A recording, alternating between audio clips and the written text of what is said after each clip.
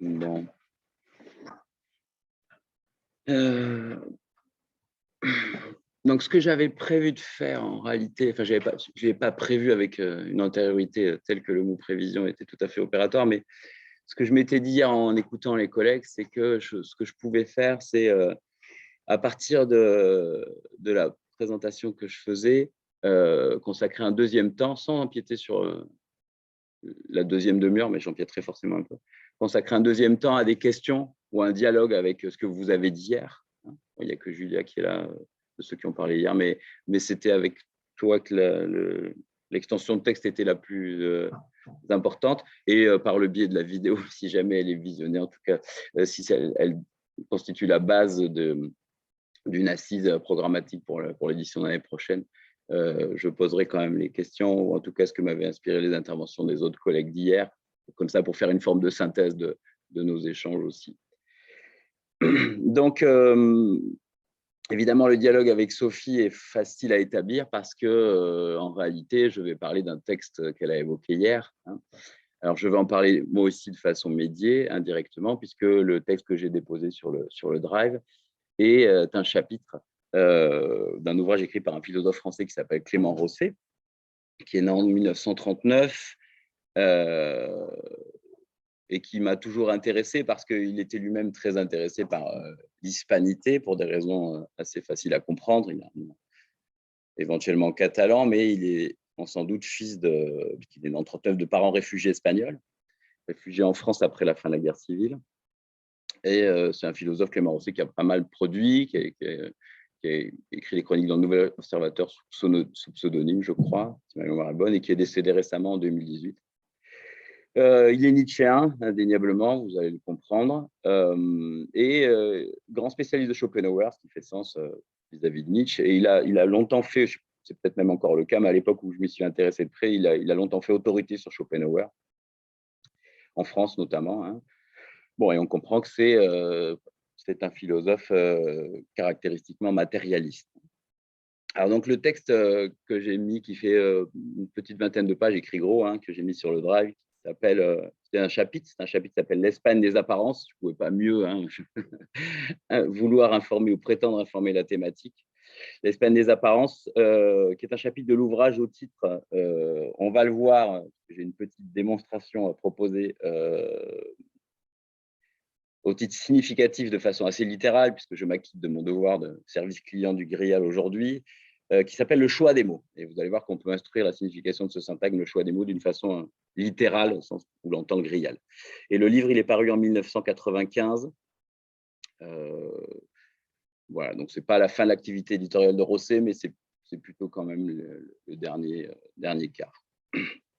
Alors, c'est quoi l'argument? Je pars du principe que vous ne l'avez pas lu, parce que j'ai bien vu que c'est bien normal que personne n'avait lu aucun des documents déposés sur le Drive, et je vous rassure, c'est toujours le cas. C'est toujours comme ça, sauf quand on est une cinquantaine et qu'il y a un seul petit texte dont sera l'objet des échanges. Là, en général, les gens peuvent le lire, mais quand il y en a, là, il y en avait une dizaine, donc c'était évidemment impensable.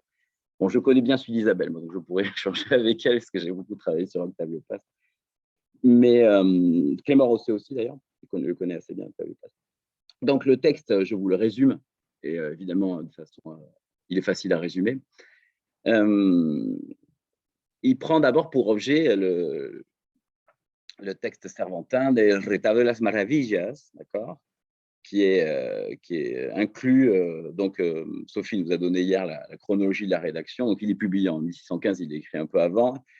Il est extrait de Ocho Comedias y Ocho Entremeses Nunca Representados. Évidemment, dans le mot representados, c'est quelque chose qui m'intéresse aussi. Nunca m'intéresse encore plus, peut-être.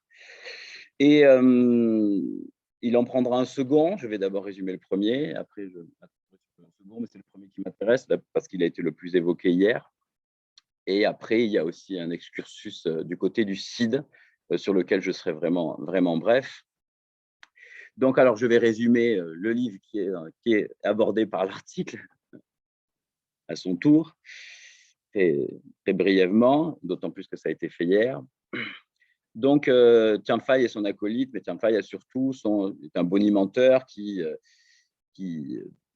trimballe un théâtre ambulant, dont la caractéristique est, vous le savez sûrement, qu'il serait perceptible son effectivité serait seulement perceptible aux Espagnols de pure souche. D'accord ? Et ce qui se passe, c'est qu'en réalité, en matière d'effectivité, on n'a que la parole, alors pseudo-performative du charlatan, qui ne se contente de dire « Attention, señores, que comienzo », et à partir de ce dire, est censé se dérouler sous les yeux de ceux qui le méritent du point de vue de leur ascendance, hein, de ceux qui seront susceptibles de le voir, le spectacle promis par ces mots introductifs. Mais dans les faits, il ne se passe rien d'extra-discursif ou d'extra-langagier. Donc, Chanfaya, si, en revanche, décrit ou accompagne le plus didactiquement possible ce que les spectateurs sont censés voir, Sophie a fait la liste hier, notamment Samson qui abat les colonnes du temple, etc. Et ces derniers, les spectateurs, jouent le jeu, pour des raisons assez évidentes compte tenu de l'époque, hein, puisque c'est l'ascendance qui est susceptible d'être suspectée, jouent le jeu et réagissent aux supposés événements. Les hommes taurés, hein, les cornes des supposés taureaux, les femmes s'effraient et fuient les supposés rongeurs, chacun dans son rôle social. Moyennant quoi, ils ne prendront pas, et ce sera un argument que j'utiliserai un peu plus tard, au sérieux à la fin de la pièce, l'annonce tout aussi verbale de l'arrivée des soldats, qui sera pourtant, elle, bel et bien réelle. Assez rapidement, dans le texte de Rosset, est évoquée la figure de Gracián, sur laquelle je reviendrai dans mes réflexions par rapport à ma question, ce n'est pas vraiment des questions, mais adressées à Julia et à la première partie de l'exposé de l'EREM. Et après cette évocation très justifiée, vous allez le voir ici, Rosset passe à un autre texte du même recueil de 1615, qui est La Cueva de Salamanca. L'argument est assez simple aussi. Une épouse décide de profiter du départ en voyage de son mari pour se distraire. Mais outre ce qu'elle avait prévu, elle accueille un visiteur imprévu, un soi-disant étudiant de Salamanque. Puis, suite à cet accueil, les deux invités qu'elle avait prévu de recevoir, le sacristain et le barbier du village, qui arrivent les bras chargés de victuailles. Mais évidemment, le mari revient à l'improviste. Le sacristain et le barbier se cachent. Reste le troisième homme, l'invité imprévu, qui, après avoir fait admettre au mari, ou croire au mari, et le mari le croit, qu'il est un étudiant pauvre et qu'il a été recueilli par pitié pour la nuit, se déclare à une inspiration, hein, se déclare en possession de pouvoirs magiques, appris dans la fameuse Cueva de Salamanca, qui lui permettent de faire apparaître à son gré des démons à figure humaine. Peuvent surgir à ce moment-là les deux invités prévus qui s'étaient cachés et vraisemblablement connus par le mari, le sacristain et le barbier. Et le mari, lui aussi, cette fois encore, prend pour argent comptant, hein, ce qu'on lui a dit qu'il fallait voir, c'est-à-dire que ces gens sont des démons. Alors, vous n'avez pas lu le texte, mais ce qui frappe aujourd'hui, c'est sa propension à synthétiser une forme de caractère espagnol ou de tempérament espagnol, une propension assez lancinante. J'avais prévu de la censurer dans mon exposé, puisque l'auteur ne pourrait plus tout à fait dire les mêmes choses aujourd'hui, même si le texte est assez récent. Je voulais la taire, donc cette caractérisation nationale, mais en réalité, je ne le ferai pas, car le texte est plus ambigu qu'il n'y paraît. Et ce qui m'a beaucoup intéressé, c'est que je l'avais longtemps, en réalité, compris à l'envers. Je vais vous expliquer pourquoi. Et évidemment, vous comprenez que je ne démords pas tout à fait de ma compréhension initiale, parce qu'elle est très compatible avec le reste de l'œuvre de Rosset. Alors, j'avais compris ça comment? Eh bien, j'avais compris qu'il s'agissait dans les deux cas d'une perception parasitée, phagocytée ou préemptée par un dire préalable, un dire qui en ordonnait, qui donnait l'instruction, hein, qui en conditionnait la vérité. D'accord? Et pour moi, c'était assez clair, ça correspondait tout à fait au rôle de ce qu'on appelle le logos, hein, c'est-à-dire tout aussi bien la parole est ce qui ordonne la réalité, c'est-à-dire le logos, traditionnellement entendu comme une préemption du sensible.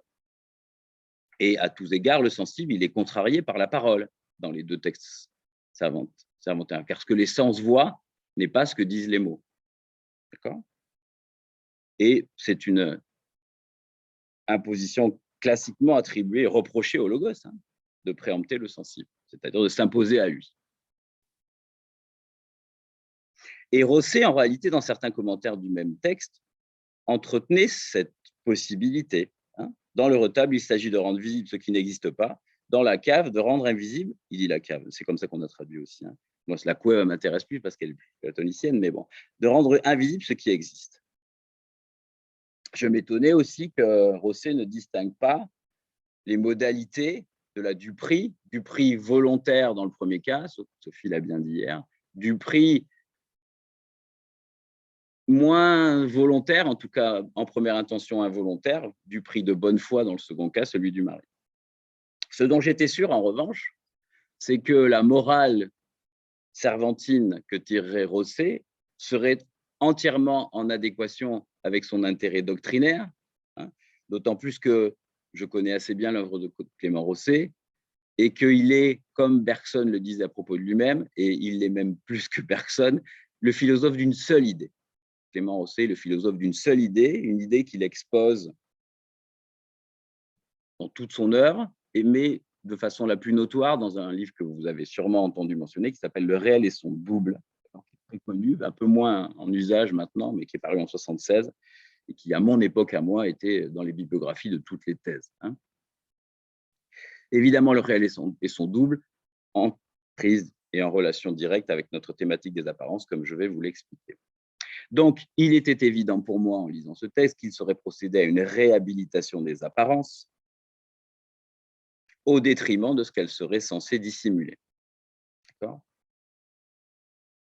Mais le twist, alors soit dans le texte, soit dans ma compréhension du texte, advient précisément, comme je vous l'ai dit, à la lumière de la définition ou la présentation ou la synthèse ou l'instruction de ce tempérament espagnol, ce soi-disant tempérament espagnol. Alors, dont on est bien obligé de supposer qu'il va être en affinité avec le philosophe, parce que le philosophe, c'est pour ça que j'ai insisté sur sa présentation biographique, il va honorer une dette familiale ou une généalogie intime, une affinité parentale, puisqu'il est le fils d'Espagnol. Et donc, il mettrait les Espagnols en adéquation avec sa doctrine. Il serait rossettien, en un sens. Ça, je savais. Ça, je comprenais. Je connais l'auteur aussi. Et donc, cette affinité avec sa pensée, on peut la lire quand on dit qu'il est en adéquation avec le tempérament espagnol de prendre pour argent comptant les apparences. Par opposition, ajoute-t-il, aux Français, toujours enclin, et comme ça je vous définis ce que c'est pour lui que le réel est son double, à suspecter l'authenticité de ce qu'il aurait suggéré, à critiquer les apparences au nom d'une vérité sous-jacente.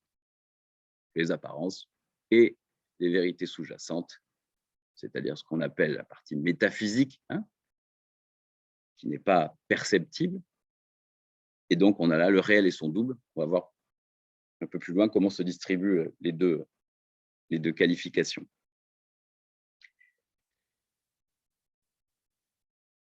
Donc, on lit, les Espagnols seraient plus polis et moins exigeants.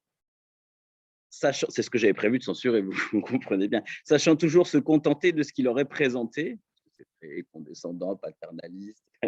Bon, sachant toujours se contenter de ce qu'il aurait présenté, même dans le cas extrême où ce qu'il aurait présenté se résume à un spectacle imperceptible organisé par un montreur de vide. Donc, on vient à se poser la question. Mais alors de quel côté sont les apparences? Eh bien, il se trouve que pour Rosset, et c'est pour ça que je l'avais compris à l'envers, parce que je vous expliquais pourquoi ce n'était pas le réflexe de compréhension le plus immédiat, les apparences sont, je le cite ici, réduites à la seule expression verbale. Une expression à laquelle les Espagnols choisissent, je le mets ici entre de gros guillemets, de se fier. Ainsi, je cite encore Rosset, « toute vérité, c'est réduit à ce qu'on peut en dire et faire à croire », c'est peut-être pas Rosset puisque ça a été cité par Sophie Hilaire, peut-être un penseur du siècle d'or plus tôt, « car la parole, je cite maintenant pour de vrai Rosset, tient lieu en Espagne de garanties suffisantes, tout comme l'apparence tient lieu d'existence suffisante. » Évidemment, il y a dans cette relation d'équivalence un aspect discutable, pour la raison que vous avez compris, vous l'avez compris, je l'avais fait mienne. La raison de sa discutabilité est qu'on y escamote le critère sensible qui, chez Platon, est la modalité stricte de l'apparence. Pourquoi?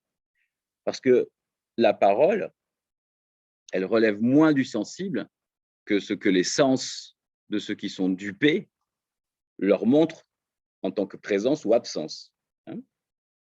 Et de fait, et j'amorce un petit peu la question ou le dialogue que j'aurai avec Julia, de fait, la parole est un code instruit culturellement et on en ferait quelque chose de plus immédiat, de plus apparent que le sensible. C'était là le biais de ma compréhension inversée de ce que Rosset dit pourtant clairement. Il dit ouais, les apparences, c'est la parole. Et c'est vrai qu'il m'avait aidé à comprendre ça de cette façon, parce qu'il dit aussi dans ce chapitre, le tempérament espagnol caractérisé par une attention portée à ce qui paraît. Dans le même article, une indifférence à l'égard de ce qui pourrait exister en réalité ou en soi. Ça, c'est la thèse de Rosset, celle qui décline à l'envi dans toutes ses œuvres. Au-delà des suggestions offertes. Donc, une indifférence à l'égard de ce qui pourrait exister en soi, c'est ça, le métaphysique. Et les Espagnols se contenteraient et prendraient pour toute forme de réalité les suggestions offertes par le seul paraître. Donc ça accréditait ma compréhension. Mais à côté de ça, cela devient ce qui existe se réduit à ce qu'on peut en dire. Il n'y a pas à chercher d'être au-delà des allusions qu'on peut en faire. C'est pourquoi Chamfaya, nous dit Rosset, emporte sans difficulté l'adhésion de son public, persuadé à l'avance qu'il n'y a pas de différence sensible entre être et être suggéré. Alors, le problème, c'est qu'il emploie sensible au sens quantitatif et que moi, je ne peux pas ne pas le lire au sens platonicien du terme. Car ici, évidemment, il y a une énorme différence sensible entre l'être et l'être suggéré par les mots.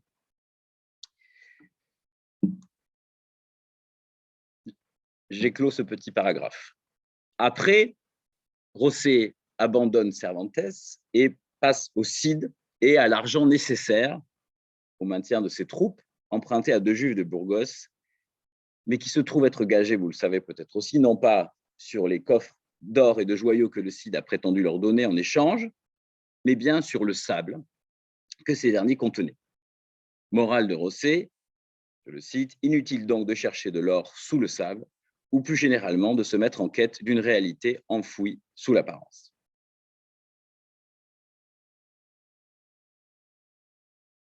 C'est pour lui ici un biais d'en venir, puisque le Cid communique après, a posteriori, sur cette staffe auprès de ces deux juifs de Burgos,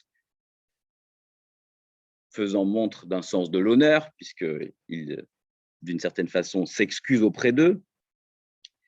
Et c'est ce qui fait dire à Rosset que ce crédit alloué à l'apparence explique la nature de la susceptibilité et de l'honneur espagnol.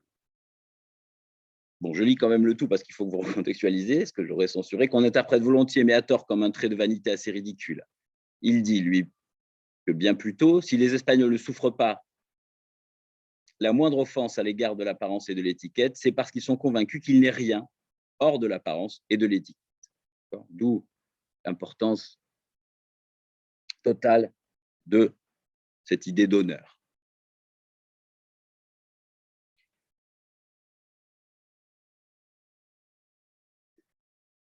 Pour le faire moi-même assez régulièrement, et tout le monde le fait parce que c'est la règle de fonctionnement de de ce type d'interprétation, je sais que négliger certaines déterminations causales de l'argument, du récit, choses qui entraînent d'autres choses, et ce qui permet, quand on analyse des textes, le basculement vers le symbolique.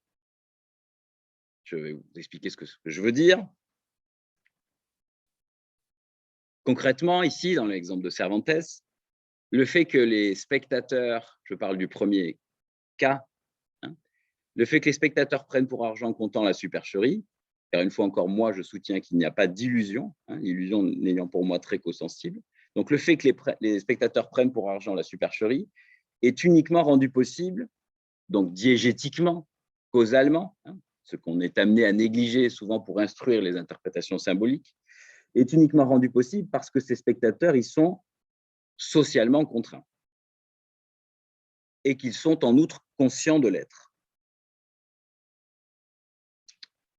C'est en général cette causalité-là qu'on néglige. Sophie l'a très bien fait hier, hein, pour, par exemple, faire de ces spectateurs la métaphore de notre condition lectorielle. Mais évidemment, il a fallu qu'elle néglige, et nous le faisons tous, hein, c'est le ressort de l'interprétation symbolique. Il faut que nous négligions, si vous voulez, la causalité diégétique. Elle le fait, donc pour faire de ces spectateurs voilà, le miroir de notre condition lectorielle. Et Rosset le fait aussi totalement. Il escamote totalement cet aspect, 1, conscient, 2, contraint. D'accord ?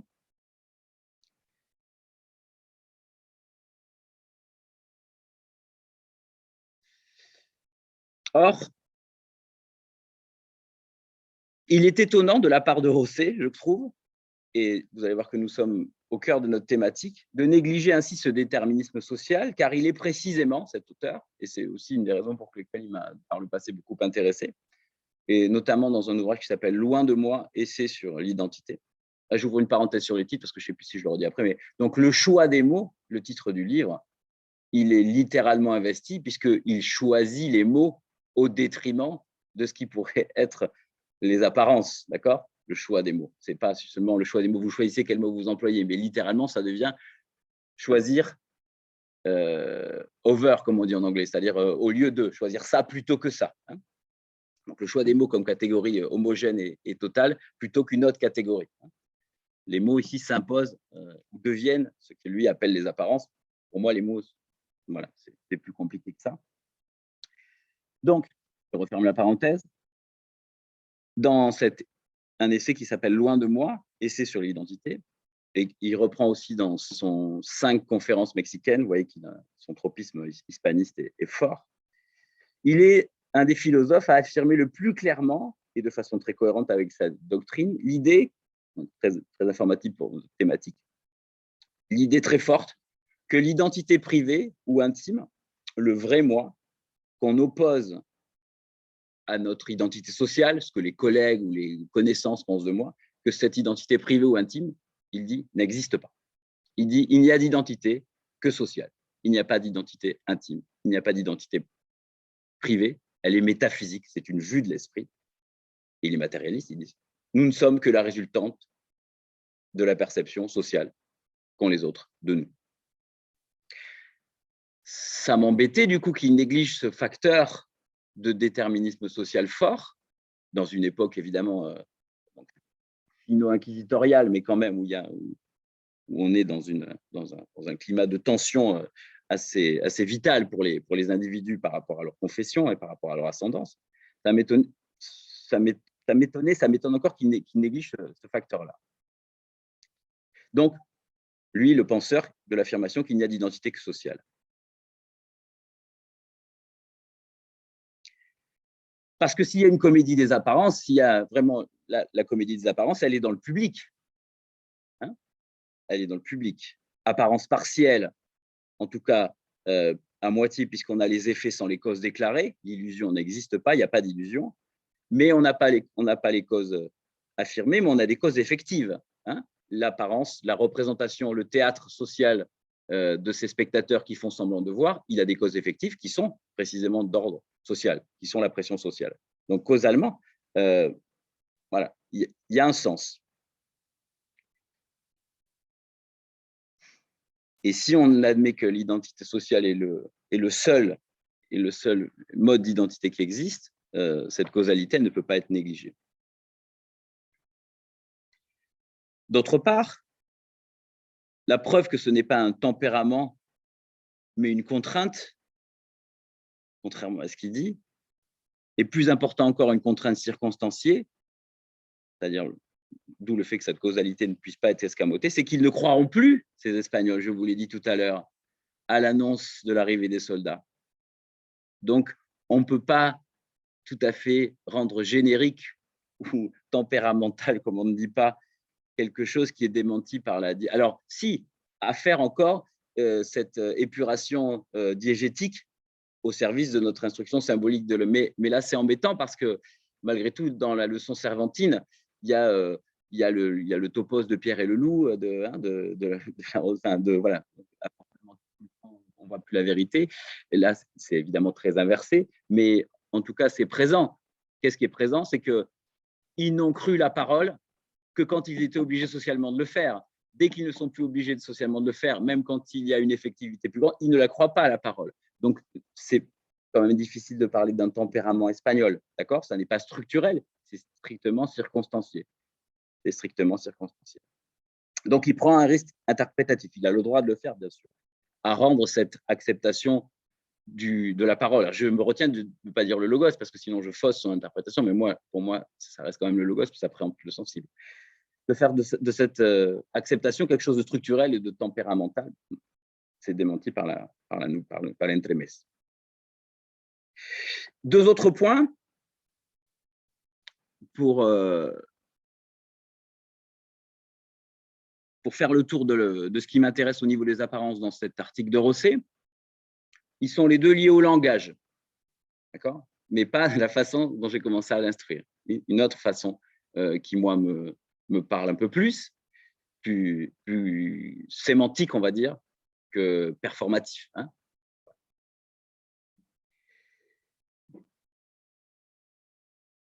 Et alors, je ne sais pas si… Enfin bon, c'est amusant parce qu'il fait justement de ser et estar un contre-argument à sa propre thèse dans le texte, vous verrez.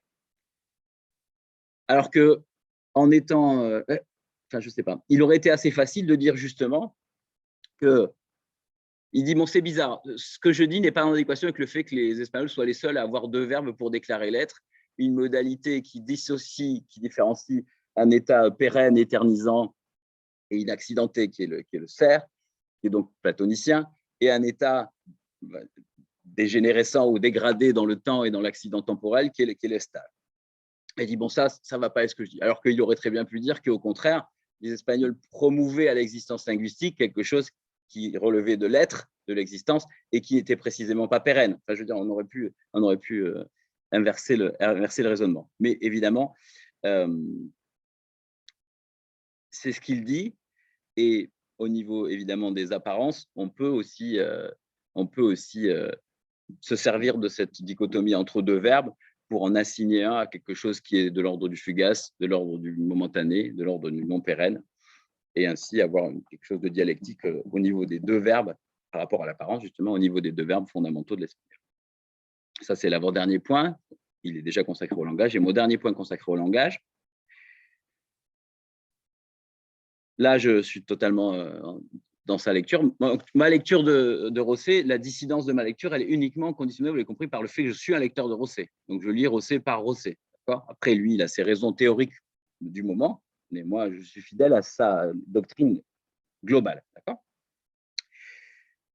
Dernier point, le seul avec lequel mon rosséisme est en adéquation avec son texte, c'est qu'il nous dit, on pourrait, et comme ça je finis le service après-vente du Grial, on pourrait remarquer aussi que la sensibilité espagnole est ici entièrement rebelle à l'enseignement de saint Paul, recommandant dans une célèbre épître aux Corinthiens de privilégier l'esprit au détriment de la lettre.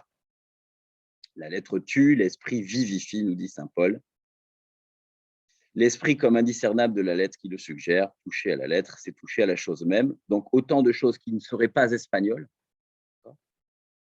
Et évidemment, ça, les littéralistes, dont je ne fais pas forcément partie, mais je suis au Grial aussi, c'est un groupe de littéralistes, enfin, en tout cas, une tradition littéraliste. dit exactement ça, c'est-à-dire que ce qui compte, et j'ai fait pour ça que je me suis permis de faire la petite démonstration en revivifiant l'aspect lexicalisé du choix des mots, hein, qui est une lexie. Le choix des mots, il faut bien choisir ses mots. Si on le lit littéralement, on peut dire que je choisis les mots au détriment d'autre chose ou plutôt qu'autre chose.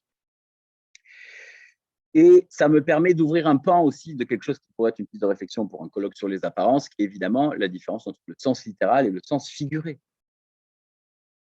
Et ça colle tout à fait parce que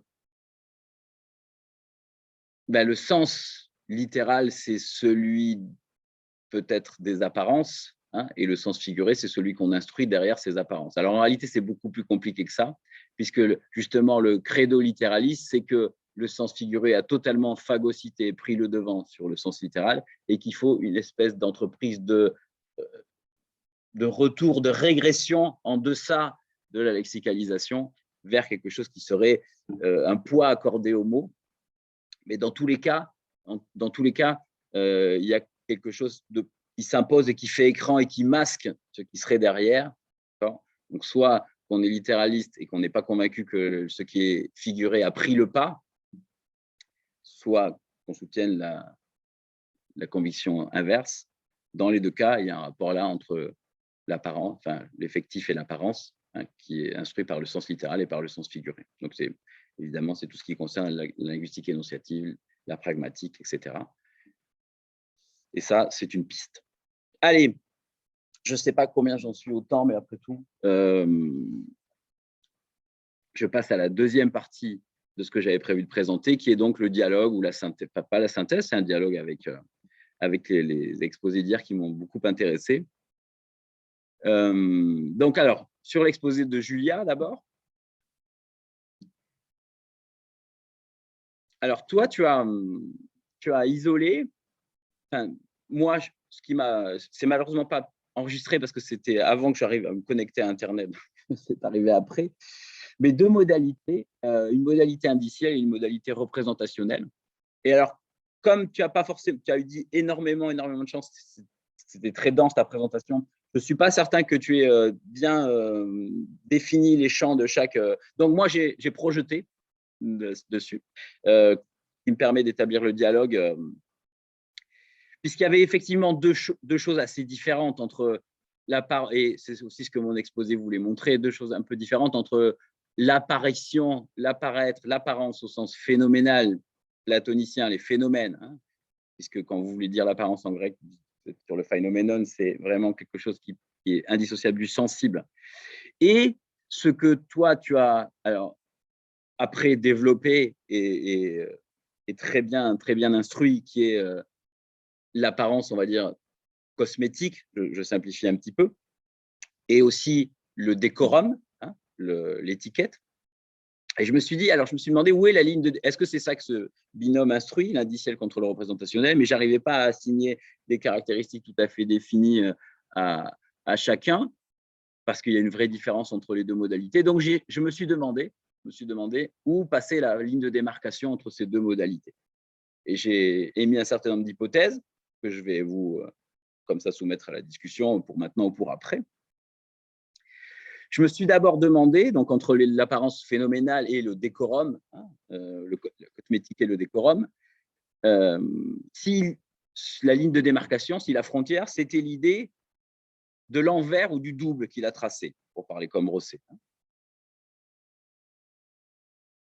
Puisque vous savez que, bon, alors chez Rosset, on ne sait jamais si c'est le double, le réel, c'est ce en faveur de quoi il milite ou c'est le réel tel que les adversaires le nomment, hein, parce que vous savez que Platon, il appelle le réel les idées en réalité. C'est très compliqué parce que pour Platon, les phénomènes, ce n'est pas le réel. C'est ça l'ontologie, c'est une compétition, vous savez. C'est qu'est-ce qui est plus réel? Eh bien, pour Platon, ce qui est plus réel, c'est les idées, c'est plus réel que les phénomènes. Mais évidemment, maintenant, notre façon de voir aurait plutôt tendance, et Rosset le premier puisqu'il est matérialiste, à nous faire penser que ce qui est le réel, c'est les phénomènes, et l'idée, c'est le double. C'est avec ça qu'on double le réel. C'est l'arrière-monde ou l'arrière-plan, c'est ce qu'on appelle la métaphysique.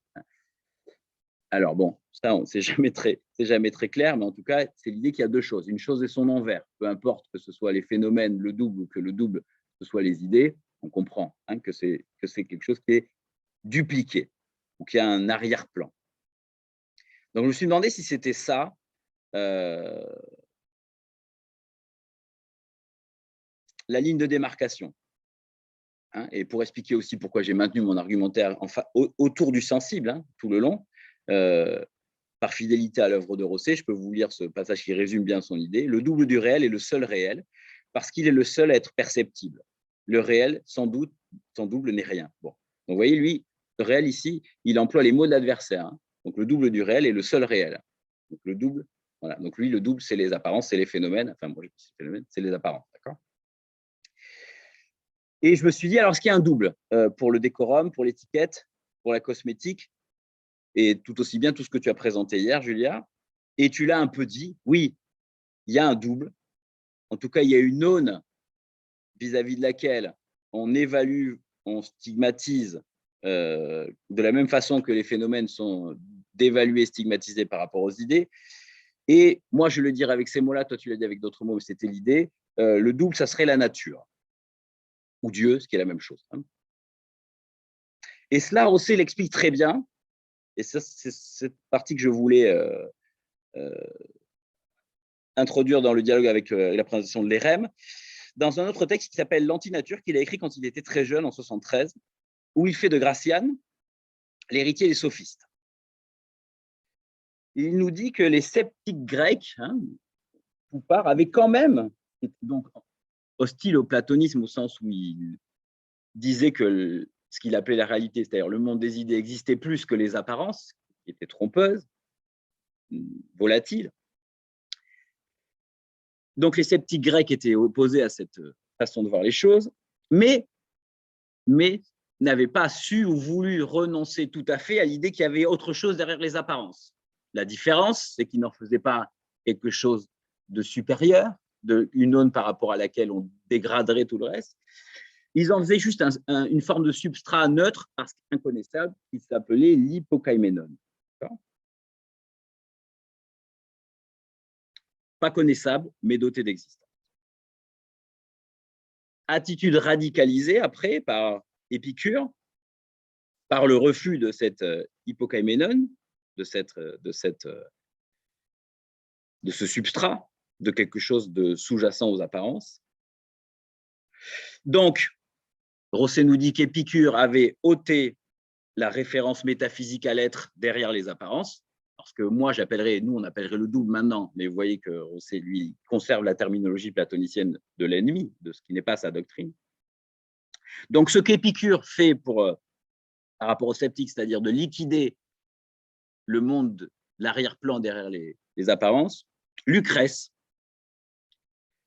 va le faire par rapport à l'idée de nature, va à son tour liquider l'idée de nature, ce qui est une affirmation forte. Vous vous rappelez que le texte dans lequel Rosset dit ça s'appelle l'antinature. Hein. Et, je le cite, tant chez Gracian que chez les sophistes, l'apparence ne s'oppose à aucun être, de même que l'artifice ne s'oppose à aucune nature. L'être est la somme des apparences, comme la nature est la somme des artifices. Et Rosset de pointer le silence de Gracian à l'égard d'une hypothétique nature transcendant le jeu des artifices, qui se traduit par une anesthésie absolue du sentiment moral. Hein. Il nous dit, Rosset, que Gracian et les sophistes ont émancipé l'artifice, ne lui reconnaissant plus aucune dépendance à l'égard de la nature. Donc, l'existence de l'envers n'est pas un critère pertinent. Il y a un envers, même pour cette dimension. Julia l'a dit, elles ne sont pas comme Dieu les a faites, hein, ce qui était évidemment l'aune à laquelle on dévalue les apparences. Alors, si ce n'est pas le double, si ce n'est pas l'arrière-plan, quelle est la ligne de démarcation?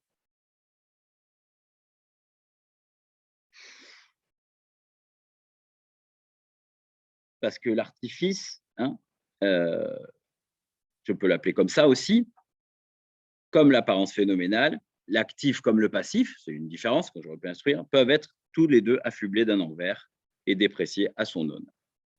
Et du coup, et vous allez voir que c'est là que j'instruis aussi la cohérence avec ce que j'ai proposé comme interprétation du texte de Rosset dans la première partie, le critère que j'ai retenu et qui m'a semblé nous conduire tout droit, évidemment, c'est très intéressé, comme Rosset, je suis très intéressé dans mes prises de position théorique, qui m'a semblé pertinent, elle nous conduit tout droit à la thématique de notre prochain quinquennal, et ça m'a semblé être la dialectique entre l'exception et la norme. Je vais vous expliquer pourquoi. Pour Platon, les apparences, entendues comme phénomènes, sont stigmatisées en tant qu'elles sont des exceptions, c'est-à-dire elles ne sont pas quelque chose de pérenne et de fiable sur lesquelles on peut raisonner. Ça change tout le temps. C'est ce que Platon reproche aux phénomènes. Ça change tout le temps.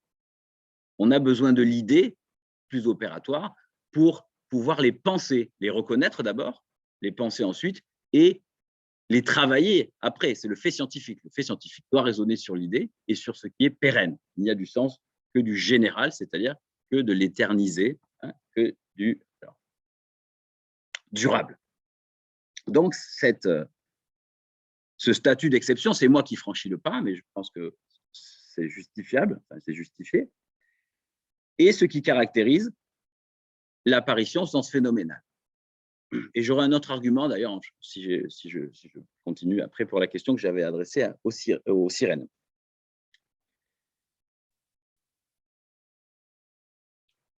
Alors que l'étiquette, le décorum, ce sont des codes. La mode, j'en ai parlé, vous en avez parlé hier, et en tant que tel, ils réfèrent et sont l'émanation d'une norme. À ce titre, et je continue à suivre la même idée, la normativité me semble toujours instruire une forme, réprouvable ou non. Ça, les débats dès le début du XXe siècle d'Adorno à Foucault sont légion à ce sujet. Donc, une norme, réprouvable ou non, de la rationalité, une forme de rationalité. D'accord ? Norme et rationalité sont des choses qui vont main dans la main. Le code, je vais vous expliquer pourquoi, dans le cadre je peux justifier cette affirmation dans le cadre de la mode et de la cosmétique. Le code et le décorum, comme la langue de Saussure, sont pérennes, relativement immuables. Alors, la mode change, bien sûr, mais en tout cas suffisamment immuables pour être transmis, intériorisé et reproduit, en tout cas le décorum. Et tout aussi bien, de ce fait même discriminatoire, Julia l'a dit aussi. Alors, tu as parlé de mobilité, j'avais envie de te demander, est-ce que la mobilité, elle est pas seulement celle de la disgrâce, est-ce qu'il y a une mobilité ascendante aussi dans ce que ça implique? Et surtout, autre argument plus fort encore, comme la rationalité, il vise l'efficience. L'impératif hypothétique, si je fais ça, alors j'aurai ça, ce qui est éminemment rationnel, il vise l'efficience comme la technique et la science, étendard de la rationalité. Pourquoi? Parce que le courtisan veut les faveurs, ou le courtisan ou la courtisane, ou le sectateur de la belle apparence veut plaire, mais le courtisan veut les faveurs pour monter dans la société, pour ne pas en être, en tout cas, disgracié, pour ne pas y être disgracié. Le spectateur servantin du retable veut sauver, sinon sa peau, si c'est un peu moins, mais au moins sa réputation, dont on sait cher aussi qu'elle est le tout de l'existence sociale. Et ainsi, ce que j'appellerais quand même leur pragmatisme, et Gracian est le penseur du kairos, vous le savez, c'est-à-dire de l'opportunité à saisir, et vous avez parlé d'utilitarisme hier d'ailleurs, ce pragmatisme est synonyme de pure rationalité. En tout cas, c'est dans les définitions très habituelles de la rationalité, entendu comme utilitarisme, entendu comme tout ce qui fait que la fin justifie les moyens. Et ça, c'est très rationnel.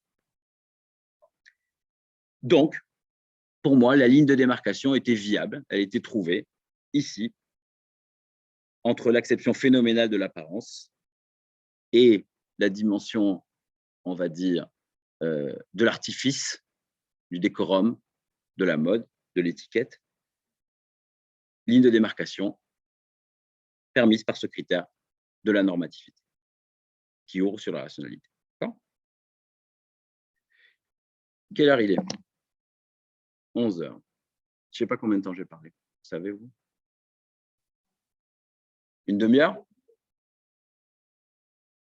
Bon, alors, je continue parce que je peux aller plus vite pour le reste. D'accord? C'était avec Julia, comme elle est là, ça tombait bien, mais je savais qu'elle venait, donc c'est pour ça que…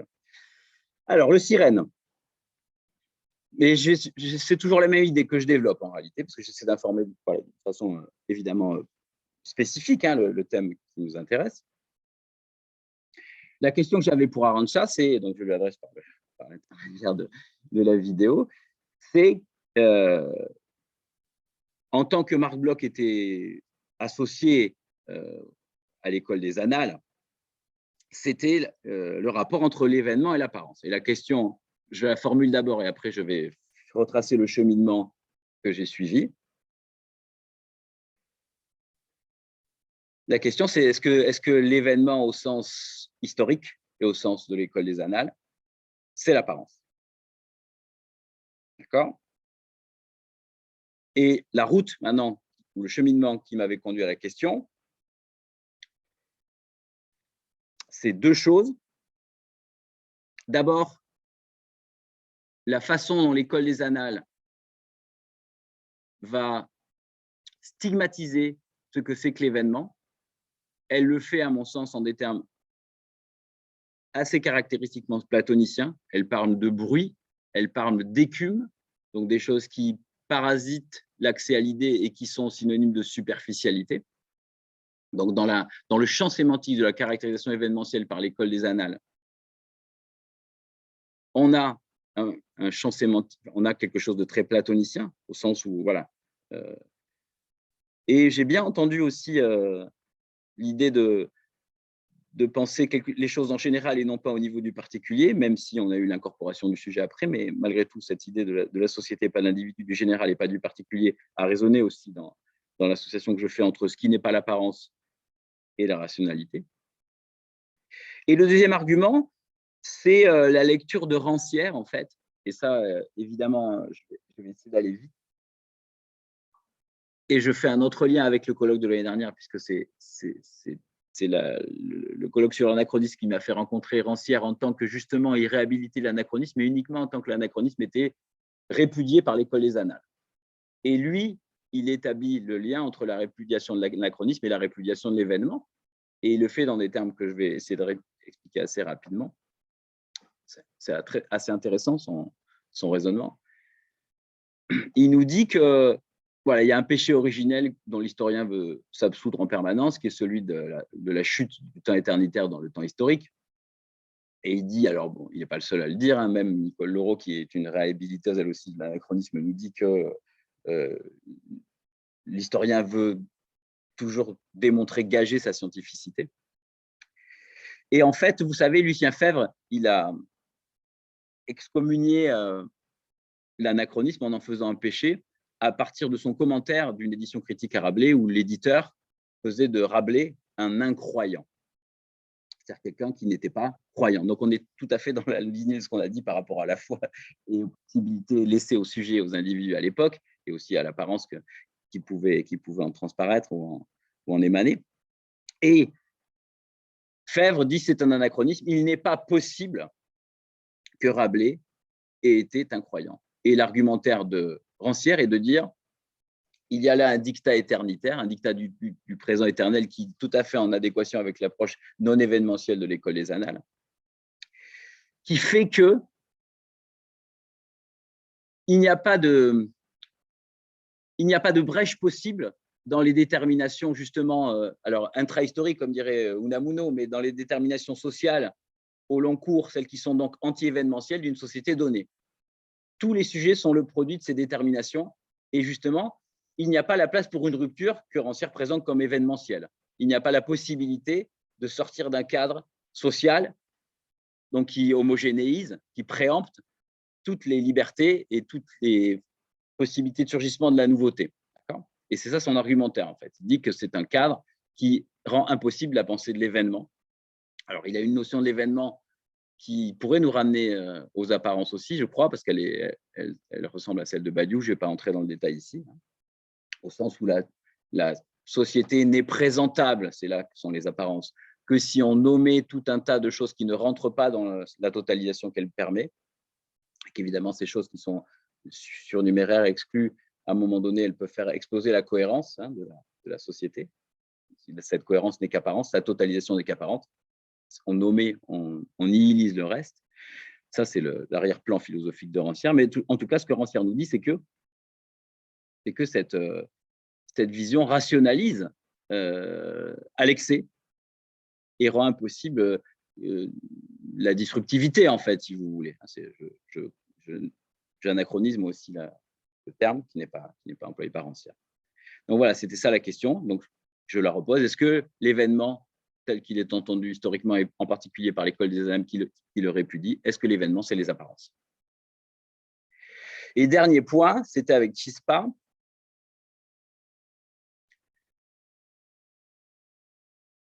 C'était que leur figure du rabat-joie ou de la rabat-joie, qu'elles ont bien fait de mettre en avant, parce que vous savez que leur projet pour le prochain quinquennal, c'est sur humour et féminisme, donc c'était en prise avec le fait qu'elles vont parler de l'humour par rapport au féminisme. Et cette figure, justement, elle, moi, m'a fait penser beaucoup à, là justement, les Master 2, ils pourront se souvenir de quelque chose qu'on a dit il n'y a pas longtemps. Presque trait à trait, en tout cas fonctionnellement, elle est exactement identique à ce que Hegel appelait, c'est dans la phénoménologie de l'esprit, l'ironie de la communauté. L'ironie de la communauté.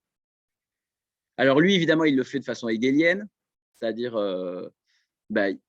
qu'est-ce que c'est? J'explique déjà ce que c'est que l'ironie de la communauté. Évidemment, ça a été un peu surinterprété par les lacaniens après, mais ça a tout à fait à voir avec l'apparence. C'est le dernier point que j'aborderai.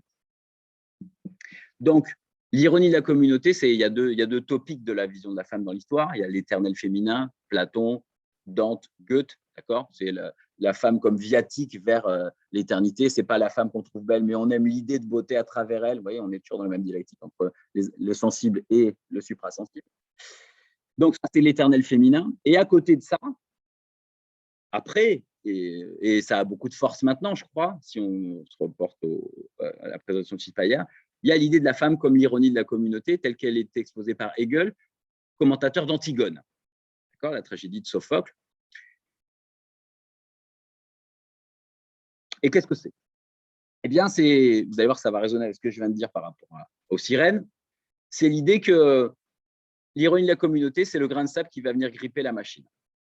D'accord? Tout fonctionne bien dans le meilleur des mondes, évidemment, parce que c'est un monde qui est conforme à un champ d'intérêt ou à un champ organisationnel qui est à exclusion d'un autre, qui est celui-là de façon arbitraire, pas forcément contractuelle, et pas un autre.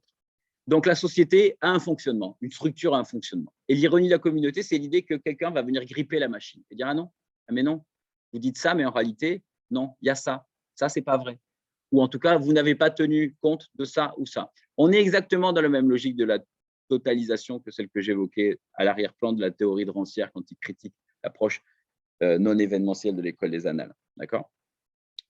Donc alors, évidemment, pour Hegel, c'est dans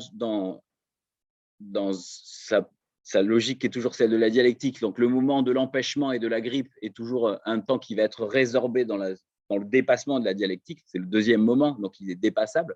Mais les gens qui ont lu Hegel et qui se sont intéressés notamment à Antigone, qui est une figure typiquement disruptive et qui est liée à cette idée d'ironie de la communauté, ont bien fait justement, et c'est pour ça que ça résonne avec Chispa, ont vraiment voulu récupérer cette idée pour en faire quelqu'un qui va justement dénoncer le fonctionnement. Alors, c'est typiquement ce qu'on voit maintenant quand les gens vous disent que le paradigme à l'intérieur duquel vous réfléchissez est lui-même un paradigme, c'est-à-dire un paradigme parmi d'autres. D'accord? Eh ben, très concrètement, celui créé par le mâle blanc occidental qui va placer à l'intérieur d'un cadre de détermination et de présupposés tous les raisonnements qui vont être tenus, mais ça n'est qu'une apparence au sens où il y a un arbitraire et que ce cadre de pensée est substituable par un autre. Et l'ironie de la communauté, alors peut-être la rabat-joie, hein, justement, mais en tout cas c'est comme ça que moi je l'ai entendu, c'est celle qui va dénoncer ou pointer la contingence de cette organisation, qui a toute l'apparence d'être le tout, d'un holisme, d'être holistique, d'être le tout, alors qu'en réalité, elle a un reste. Elle a sinon un reste, soit elle est contingente et arbitrairement, ou en tout cas historiquement imposée, au détriment de structures concurrentes, d'accord, en se donnant l'apparence d'un tout, c'est-à-dire de quelque chose qui n'a pas d'extériorité. Voilà les trois considérations que m'ont inspiré les trois présentations d'hier. J'ai terminé, j'ai parlé longtemps, mais…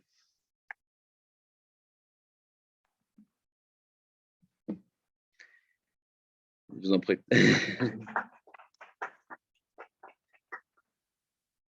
Alors, bon, Il n'y a pas beaucoup de répondants.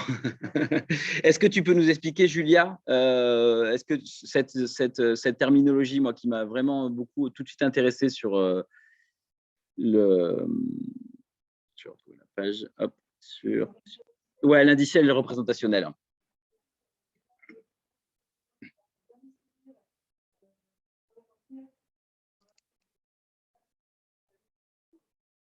Ah.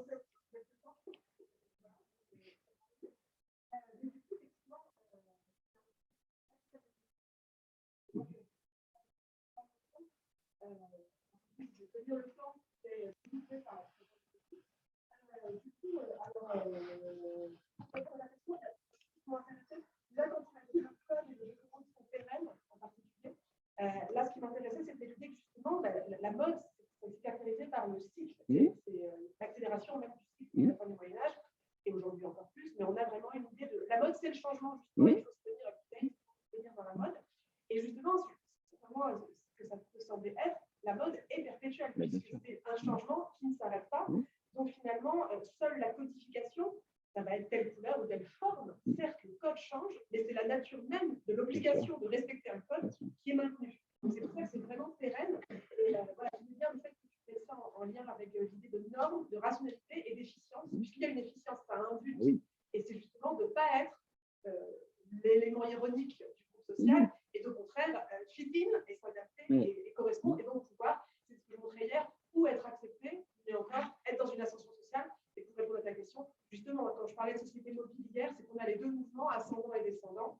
À la fois, donc, les pratiques de mode vont être descendantes, le groupe élitaire tendant à être prescripteur, et les pratiques descendent, mais les gens veulent monter. Donc, voilà, pour ça. Et ensuite, donc, tu posais la question, effectivement, c'était en tout début de conférence hier que j'avais très rapidement parlé de ça. J'avais parlé de régime indiciel des apparences en lien avec la nécessité de décrypter. Ce qui est indiciel, effectivement, c'est quand il y a une sémiotique qui est en jeu. Il y a une lecture, il y a une interprétation qui est nécessaire. Donc forcément, il y a une idée de transcendance aussi. Comme tu posais tout à l'heure, on peut donner plusieurs noms, l'idée de Dieu, l'idée de vérité, l'idée d'être. Enfin, en tout cas, il y a une transcendance. Et ce qui est intéressant, c'est que finalement, parfois, on a l'impression que quand on dénie cette sémiotique, quand cette apparence, on dit qu'elle est juste fiable et première, sans décryptage nécessaire, on pourrait douter, en tout cas, de cette nature et penser que c'est juste que le décrypteur, le public, est trop bête, n'a pas les référents, n'a pas les clés. Ce tableau est beau. Effectivement, c'est juste l'absence de connaissance des codes qui empêche de décrypter et qui fait que c'est une apparence brute.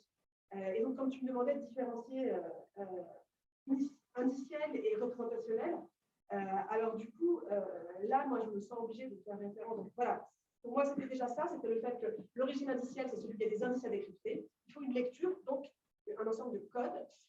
Et hier, je n'ai pas eu le temps d'en parler, mais ça fait référence à Charles Sanders Peirce, qui en particulier, alors je ne vais pas rentrer dans les détails, établit une codification très précise de la façon dont il faut lire les apparences, de la nature des signes, de tout ce qui peut exister dans ce domaine. Et donc hier, je faisais la différence entre… donc j'ai beaucoup parlé de costumes, j'ai parlé d'apparence au sens de, en particulier, les élites et l'apparence vestimentaire, etc. Mais ça permet de parler de plein d'autres choses indirectement, ça parle d'art, ça parle de codification aussi.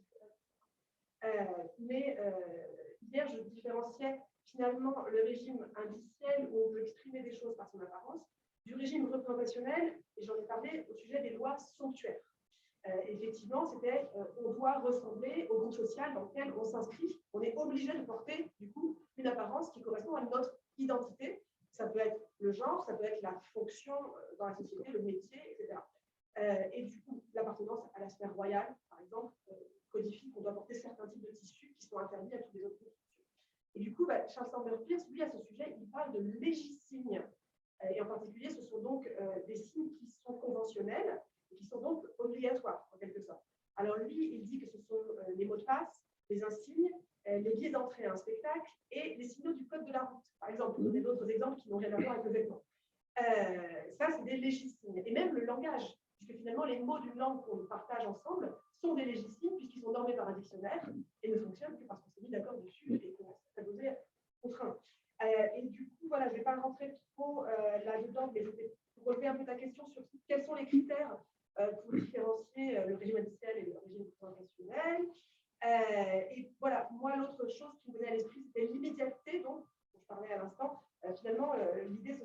simplicité, une non-élaboration. Hein, quelqu'un qui va prétendre, je pense à un fameux producteur de produits informatiques qui portait le même col roulé toute sa vie sans jamais en changer, disant qu'il allait s'économiser le temps de réflexion de l'habillage le matin. Et ce qu'on appelle aujourd'hui, comment ça s'appelle déjà ce mouvement de mode, normcore. Le normcore qui est le fait d'avoir absolument aucune codification vestimentaire, de porter des baskets de supermarché, de vouloir justement, finalement, se différencier des autres en étant le plus banal possible. C'est une magnifique ironie.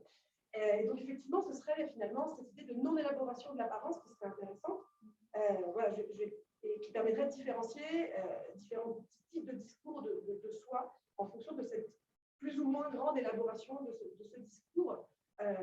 Et alors là, je ne vais pas rentrer dans trop de détails, mais le régime indiciel, justement, Peirce le définit par l'idée que c'est un régime indiciel, c'est quand le signe est influencé par l'objet auquel il fait référence. Trois régimes sémantiques.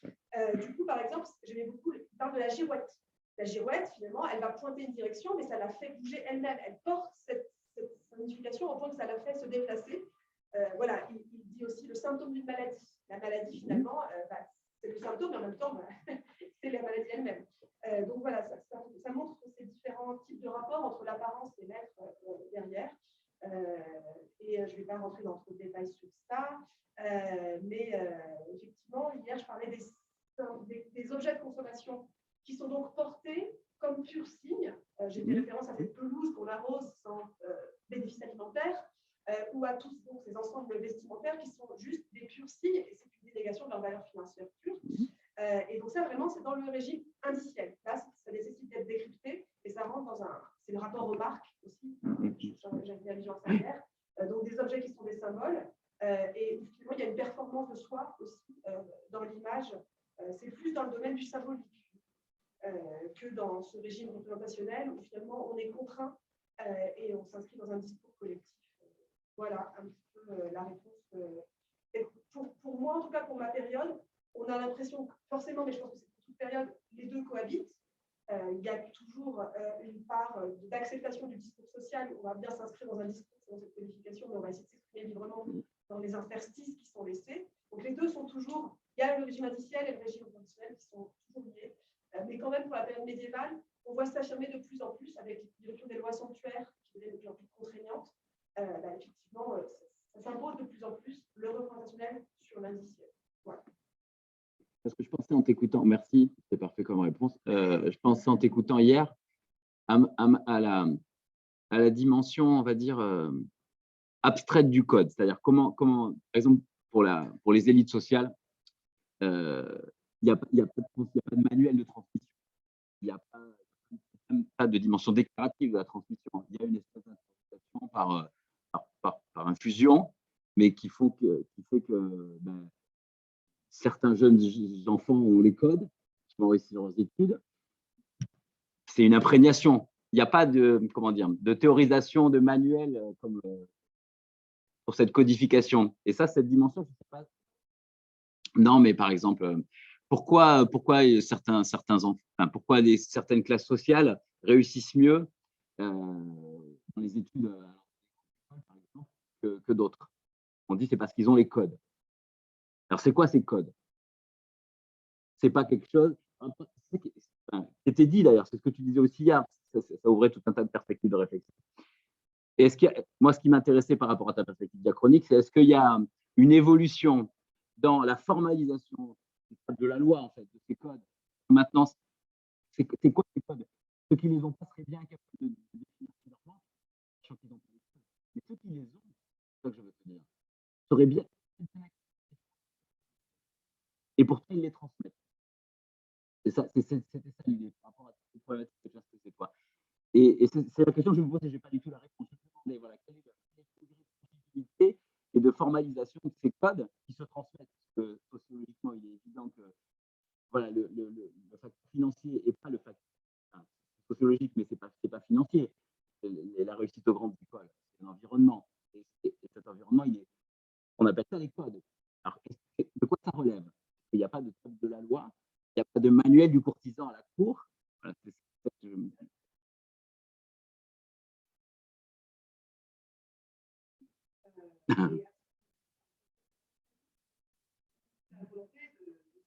dérive. Ouais. Là, c'est intéressant parce que dans le j'ai parlé de la manière de parler. Je l'ai entendu sur France Inter. Oui. Il a changé ses vêtements, etc. On voit ensuite qu'il y a une intervention pour le coup sur vraiment ce qui nous semble intangible, qui est vraiment le corps. C'est-à-dire ces postures-là, on va se tenir dans l'espace. Il y a aussi des choses pour travailler sur la gestion de l'espace. Les enfants qui sont élevés dans des grands volumes avec des hauts plafonds ont une autre manière de se comporter physiquement et d'occuper, d'être à l'aise dans l'occupation de l'espace que ceux qui sont dans des HLM très bas de plafond. Donc effectivement, il y a aussi une gestion d'espace posturale, langagière qui se développe. Donc voilà, cet ensemble de codes dont tu parles. Alors déjà, moi sur les siècles anciens, sur le Moyen-Âge, à la fin du Moyen-Âge, justement, ce que je disais hier, manuel de courtoisie, manuel de président, tout se développe et on codifie énormément. C'est dit. Il est dit qu'il faut nettoyer ses ongles et qu'il faut les couper. Il est dit comment il faut couper ses cheveux, comment il faut nettoyer son visage. Tout est très spécifiquement indiqué. C'est extrêmement pointu et aujourd'hui, ça en est vraiment troublant parce qu'on voit vraiment comment répondre à toutes les obligations sociales en circonstances. Tout est détaillé. Et c'est pour ça qu'ils décrivent les instruments de l'acceptation sociale. Et c'est vrai que tu disais aujourd'hui, où sont-ils écrits ces codes, à part dans les parents qui disent tiens-toi droit, ne porte pas ces bancs pour sortir pour aller au collège. et voilà, à part la transmission parentale, il y a quand même, je pense, encore une codification qui est présente. Je pense que les médias, indirectement, c'est typiquement ce que je disais sur le côté l'effet miroir, par imprégnation, et c'est visuellement la sphère familiale. On parle du groupe des pères en sociologie, le plus important pour l'éducation des enfants. Ils vont s'éloigner de leurs parents, mais ils vont s'acclimater au groupe de pères. Et puis après, je ne sais pas, les magazines en particulier sont très forts pour transmettre des catégories. Et quand tu disais que c'est une codification, donc la distinction pour Dieu, toutes ces pratiques sociales qui font qu'on a les clés ou pas, elles sont aussi financières. Parce que tu as beau savoir qu'il faut connaître les spectacles de théâtre, mais tu n'as pas le moyen de temps d'y aller. Tu vas pas Après, elles sont langagières, et ça, c'est la transmission par le langage, elle est évidente. C'est-à-dire que c'est un oral, un concours d'entrée, il va favoriser le gradient de favorisme sociologique sera beaucoup plus fort s'il y a un oral que s'il n'y a pas d'oral. Donc là, on voit bien que la discrimination, elle est langagière, et ça, on sait très bien. Enfin, voilà, il n'y a pas de mystère, il n'y a pas besoin que ça soit tabulé par un texte. Mais il n'y a pas que ça. Alors, évidemment, l'aspect financier de pratique culturelle, il joue, ça, tu as tout à fait raison. L'aspect langagier, évidemment, et lui, on sait comment il se transmet, il joue. Mais il y a aussi, et c'est amusant parce que Louis, justement, il le fait par un biais littéraire. Ça veut bien dire qu'il y a une intangibilité de cette codification. Si c'est le littéraire qui est le lieu de l'individuation, de la subjectivation des pratiques et du ressenti qui instruit la problématique, ça veut dire justement qu'il y a un espace dans lequel il peut s'engager, un espace d'implicite.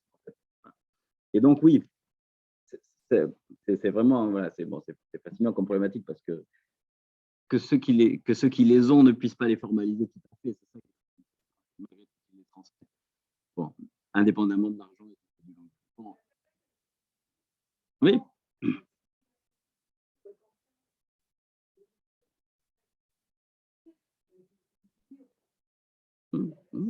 Oui.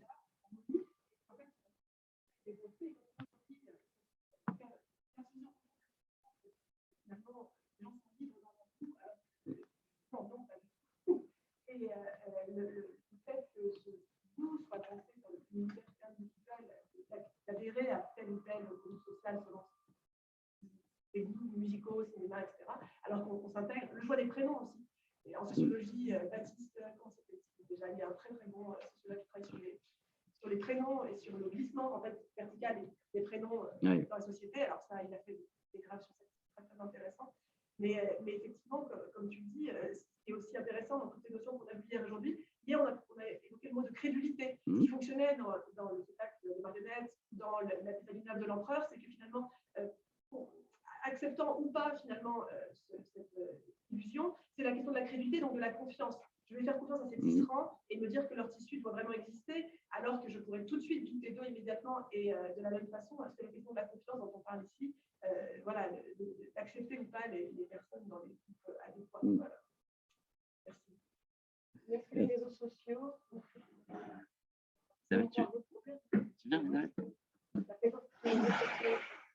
C'est donc changer également le courant. Oui, est-ce que les codes changent vraiment? À quel point changent les codes? Mais moi, en fait, en dépit de l'acquisition des codes, il est vrai que les personnes qui ont une très forte capacité mimétique pour s'incruster finissent toujours par se bloquer sur l'obstacle de l'argent. Parce que tu as beau acquérir les codes, il reste toujours finalement un prix qui est fait par la capacité à acquérir les objets.